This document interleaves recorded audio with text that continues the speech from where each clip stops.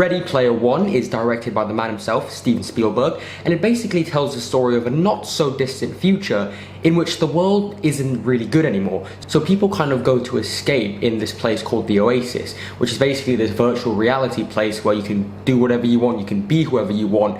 And the owner and the founder, the creator of the Oasis, has died. So he leaves these 3 keys that will lead to an Easter egg, and whoever finds this Easter egg will inherit everything, including the Oasis. So the main character, our protagonist Wade Watts, played by Ty Sheridan, embarks on this adventure with his friend in search of said Easter egg.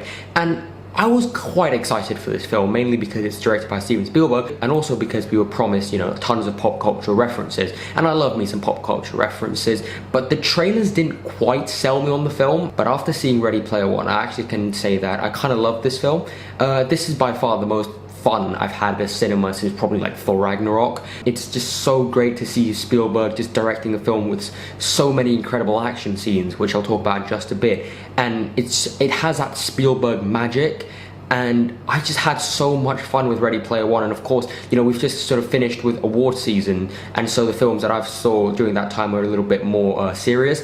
And now we have something like Ready Player One, which is one of the most entertaining films I've seen in ages. The pop culture references, whether it's films or games, I loved every minute of it. I know some people have been saying that they kind of shove it down your throat a little bit, but I don't care. I just love every reference, especially this one scene in the second act. I won't spoil for you. I'll talk a little bit more about it in the spoiler section. I'm going to do a spoiler section towards the end of the video, but I love that scene so much. Scene to scene to scene, I was just loving every single reference, but again, I'll talk more about it in the spoiler section. Spielberg proves yet again that he is one of the great directors, and that he's one of the great action directors. There are battle scenes, car chase scenes that require a lot of tension building, and all of that is just done so masterfully. Like every single action set piece I just loved. They had a style of their own, and they were very different from one another, and I really loved all the action scenes. And of course, this film taking place in a virtual reality world does of course use a lot of CGI, a lot of visual effects, and they are done very well. I have to say that this film definitely deserves a Best VFX nomination come Oscars next year. The cinematography here, it's not anything mind-blowing, because the real world stuff, the real life stuff that's actually shot on a camera, it feels very dull and muted, but I feel like that's kind of the point, to sort of show the contrast between the real world and the virtual reality world, and how the virtual reality world is so much more vibrant and colorful. So the cinematography here by Janusz Kaminski isn't anything mind-blowing. It's not his best work, but I don't really know how much input Kaminski had on sort of the visual effects stuff, so I can't really say whether or not the cinematography is actually that good. But the visual effects are amazing. All the songs that are used I loved, but the score by Alan Silvestri this time, not John Williams, because John Williams was too busy working on the post, so he couldn't do this one. So Spielberg brought in Alan Silvestri, and it was amazing.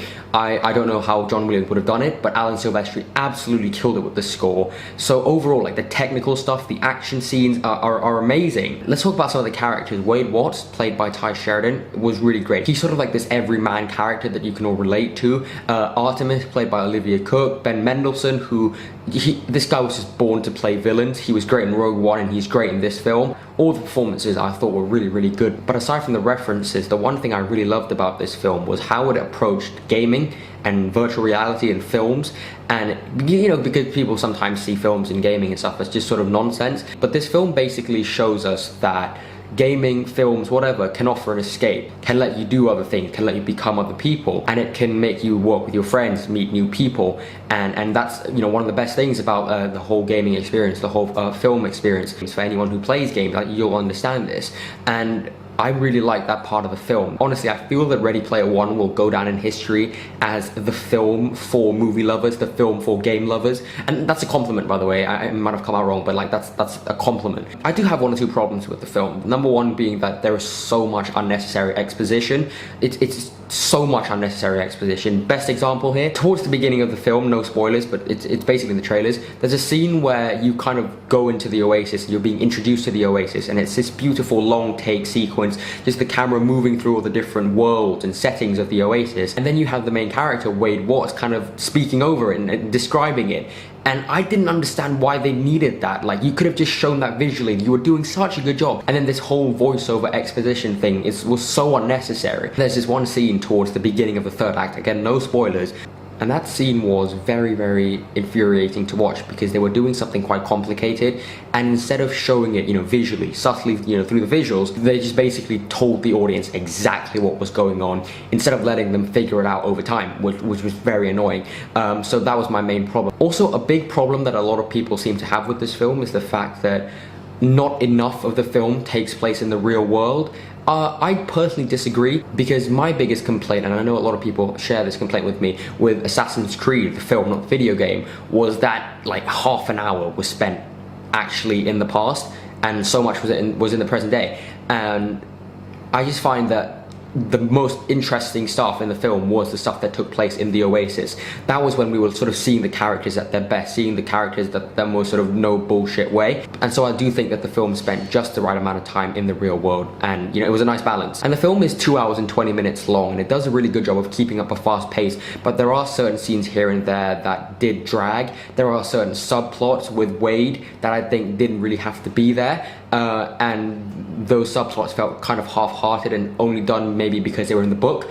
But aside from that, I would say that Ready Player One is the most fun I've had at a cinema this year. It's in my top 3 favorite films so far this year, up there with Black Panther and Annihilation. And although it does have its flaws, it was just such a fun experience for me as a movie fan, as a video game fan. I'm gonna give this film an A-. Guys, thank you very much for watching the video. Please stop watching here if you have not seen the film. If you have, let's talk about some spoilers. The Shining sequence, oh my fucking god, that was one of my favorite movie sequences in like the last couple years.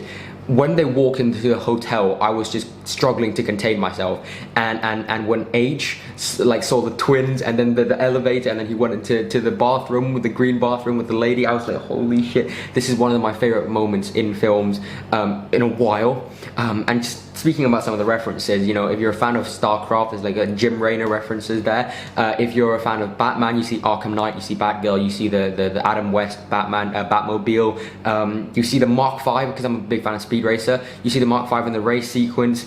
The chest burster, right? And one of my favorite references was when the Iron Giant was going into the lava, and then he was doing the Terminator thumb thing. That was amazing. That was really amazing. Well, to be honest, I just wanted to do this spoiler section to talk about the Shining sequence, because that was by far the best sequence in the film for me.